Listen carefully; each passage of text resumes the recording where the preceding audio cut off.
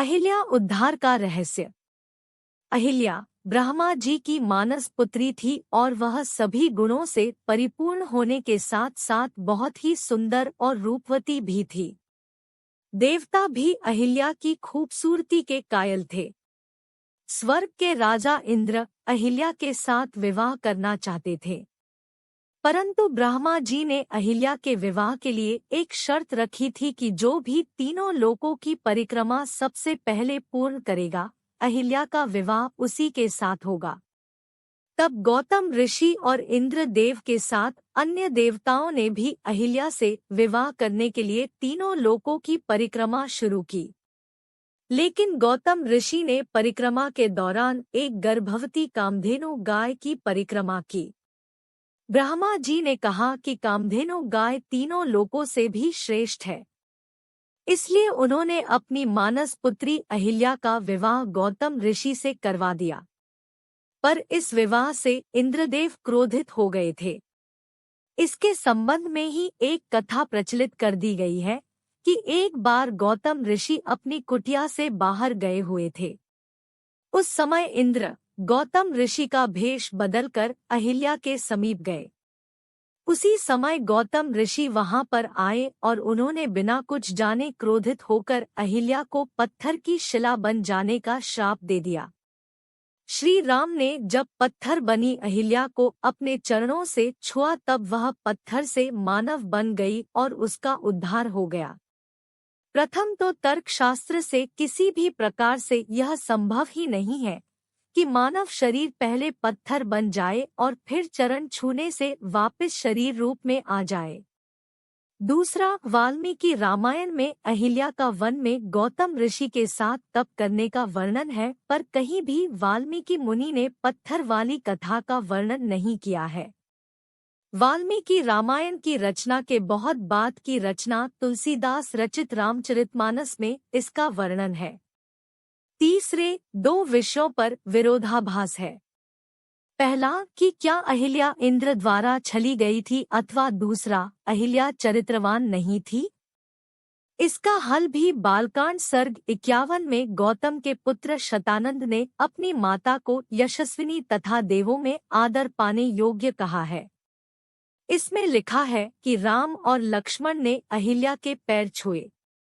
यही नहीं, राम और लक्ष्मण को अहिल्या ने अतिथि रूप में स्वीकार किया और पाद्य तथा अधर्य से उनका स्वागत किया। यदि अहिल्या का चरित्र संदिग्ध होता तो क्या राम और लक्ष्मण उनका आतिथ्य स्वीकार करते।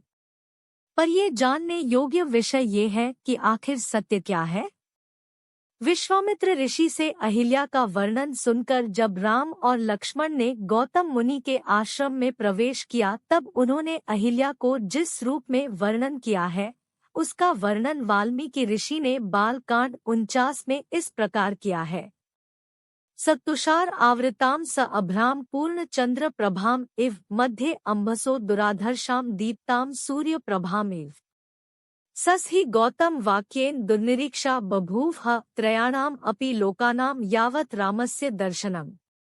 इसका अर्थ है कि तब से देदीयमान रूप वाली बादलों से मुक्त पूर्ण चंद्रमा की प्रभा के समान तथा प्रदीप्त अग्नि शिखा और सूर्य से तेज के समान अहिल्या तपस्या में लीन थी।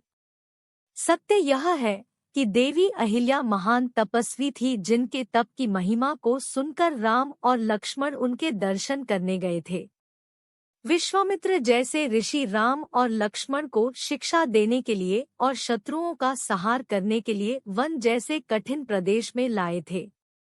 यहाँ तक वे किसी सामान्य महिला के दर्शन कराने हेतु उन्हें नहीं लाए थे।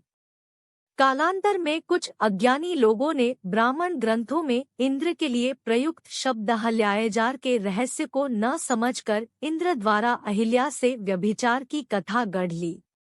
प्रथम तो ये कि इंद्र को, जिसे हम देवता कहते हैं, व्यभिचारी बना दिया।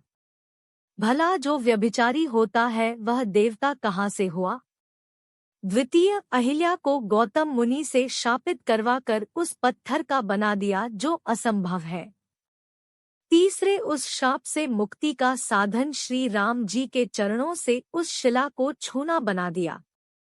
मध्यकाल को पतन काल भी कहा जाता है, क्योंकि उससे पहले नारी जाति को जहाँ सर्वश्रेष्ठ और पूजा के योग्य समझा जाता था, वहीं मध्यकाल में वह ताड़न की अधिकारी और अधम समझी जाने लगी। इसी विकृत मानसिकता का परिणाम अहिल्या इंद्र की कथा का विकृत रूप है।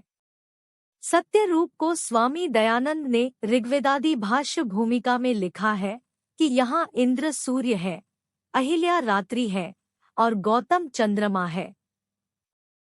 चंद्रमा रूपी गौतम रात्रि अहिल्या के साथ मिलकर प्राणियों को सुख पहुँचाते हैं। इंद्र यानी सूर्य के प्रकाश से रात्रि अहिल्या निवृत्त हो जाती है, अर्थात गौतम और अहिल्या का संबंध समाप्त हो जाता है। इन सब तर्कों और प्रमाणों से यह सिद्ध होता है कि अहिल्या उद्धार की कथा काल्पनिक है। अहिल्या न तो व्यभिचारिणी थी, न ही उसके साथ किसी ने छल किया था। सत्य यह है कि वह महान तपस्विनी थी, जिनके दर्शन और ज्ञान प्राप्ति के लिए ऋषि विश्वामित्र श्री राम और लक्ष्मण को वन में ले गए थे। दोस्तों, जानकारी अच्छी लगी तो लाइक और चैनल को सब्सक्राइब करें।